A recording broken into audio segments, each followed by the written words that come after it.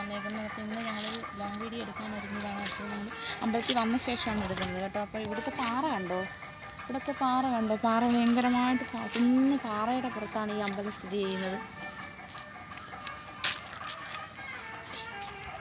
പാറ കണ്ടോ, ഭയങ്കരമായിട്ട് പാറയാണ്, വലിയ കുന്ന് തന്നെ അമ്പലത്തിൻ്റെ സൈഡിൽ. അപ്പം ഞങ്ങൾ ആദ്യമായിട്ടാണ് ഞങ്ങൾ ഈ അമ്പലത്തിൽ വരുന്നത്, ആദ്യമായിട്ടാണ് ഞാൻ വരുന്നത്. എൻ്റെ കുഞ്ഞുങ്ങൾ രണ്ടുപേരും ഉണ്ട്. അപ്പോൾ ഞങ്ങൾ ആദ്യമായിട്ടാണ് വരുന്നത്. നല്ല ഭംഗിയുണ്ട്.